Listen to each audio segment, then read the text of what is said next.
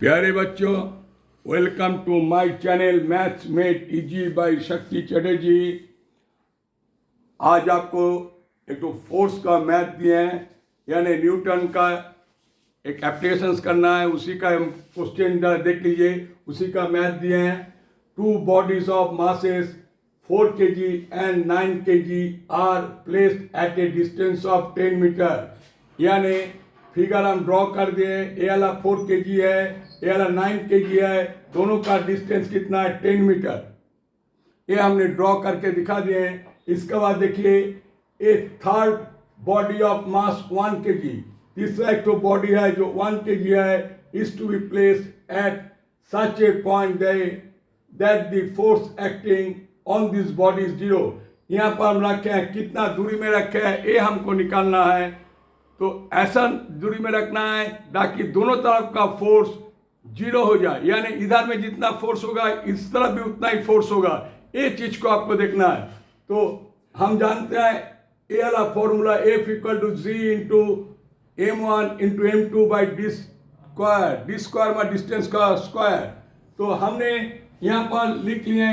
देखिए कैसे हम बनाए। Late m1 equal to 4 kg, यहाँ लिख दिया m1 equal to 4 kg, m2 equal to 9 kg, मैंने लिखा है m2 equal to 9 kg, m3 third body equal to 1 kg a place at a distance of x metre from m1। हमेशा याद रखिएगा, इस सब ढंग का क्वेश्चन में आप पर्टिकुलर एक तो पॉइंट लीजिएगा, वहाँ का डिस्टेंस नापिएगा। आप मिडिल बोलिए, ये बोलने से ठीक नहीं होगा, आप मैथ बना नहीं पाइएगा।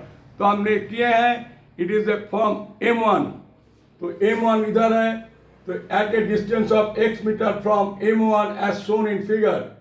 तो therefore force acting on m3 due to m1 is equal to force acting on m3 due to m2। यह मतलब यहाँ से जो फोर्स अप्लाई हुआ इसको खींचने के लिए जितना होगा, इधर में जो वही उतना ही फोर्स अप्लाई होगा, तभी जाके 0 होगा।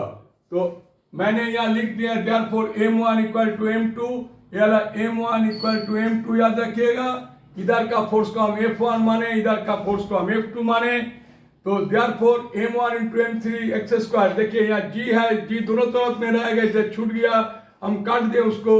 m1 इंटू m2, m है यहाँ पर 4, तो m1 आपको यहाँ 4 है, 4 हम 4 लिखे, m3 है 1, यहाँ 1 लिखे, m1 into m3 by x square. यहाँ भी हम लिखा 4 into 1 by x square, m3 into m2 divided by 10 minus x whole square. मैंने y लिखे, m3 equal to 1 into m2 equal to 9, 1 into 9 divided by 10 minus x whole square.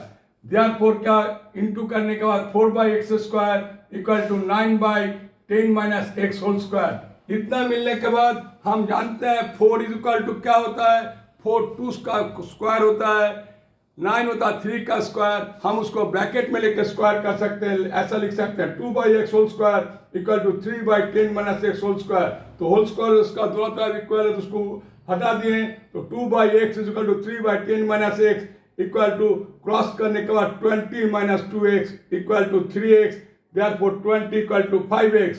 तो therefore x equal to 4 metre. अब answer लिखने का समय में देखिएगा, मैंने लिख दिया the position of third body 1 kg mass required to place at a distance 4 metre from mass 4 kg। माने यहाँ से 4 kg से कितना होगा?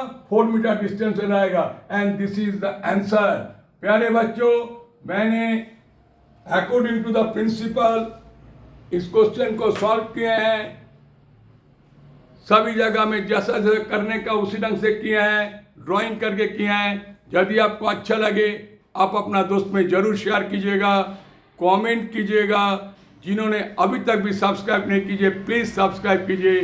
Thank you very much for watching this video.